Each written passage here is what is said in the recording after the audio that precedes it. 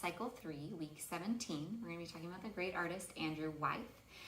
We have a lot of information about him in the script. One thing that I think is really fun to note is that he was actually homeschooled, just like all of our kids are being homeschooled. So that can be a fun thing to talk about, something they have in common with him, and how they could maybe become artists someday if they work hard and learn and try. So we are going to be, so take a little bit of time, read the script for them for some fun information about him, or look up some information on your own if you want, or if you find a book or interesting things about him. We have in our scripts, or not scripts, but in our visuals book, you have a bunch of pictures of him, or of his artwork.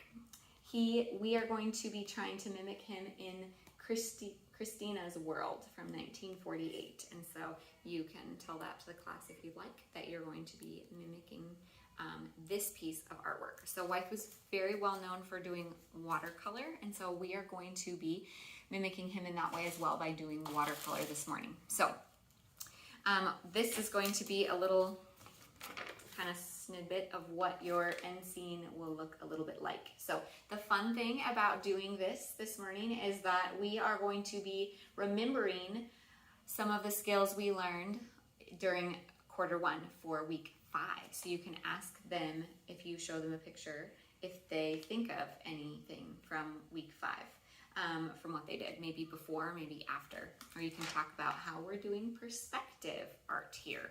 Do you remember what we did in perspective? What's needed? We need a horizon line, and so you can be drawing that. So we have the picture. That's our end game of where we're going.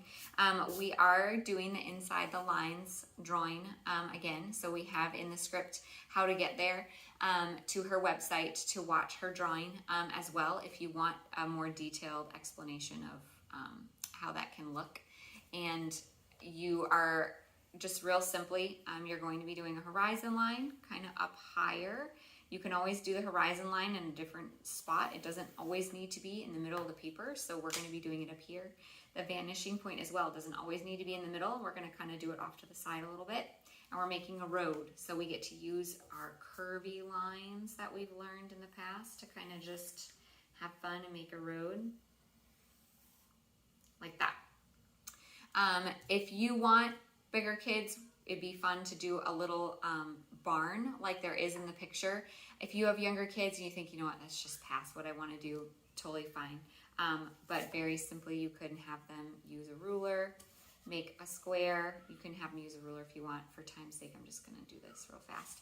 And then ask them, if we're going to make this a 3-dimensional shape, where do we need to bring it to? We need to bring it to the vanishing point. And so you can kind of do that. And then you can make those lines in there. So you can walk them through that. You can have them erase. This is the basic farm next to a road. And so then you can have the kids take out their watercolors. So for the younger 4 classes, we are going to be using these watercolors.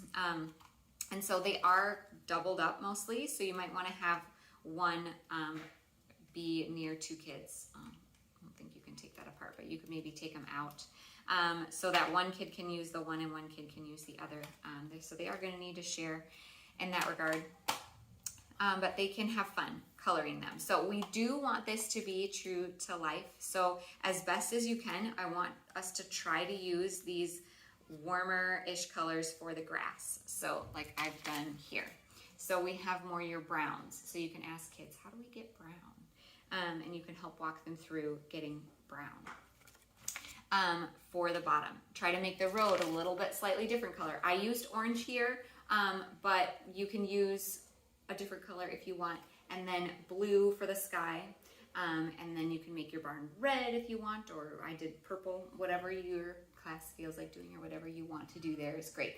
The point is kind of blending the watercolors. When you have the younger kids, it can be helpful to use this for a tray. If you are one of the older classes, we're going to be using the liquid watercolor. The liquid water does kind of stain your fingers, so be careful with that. I put a little water in here. It can be helpful to have that if you want to kind of make it a little less dark of a color of blue. You can then kind of have fun with it there. So let the kids have fun with it. Enjoy just kind of playing around. So make sure you have water cups for extra things to kind of paint and have fun with it. So,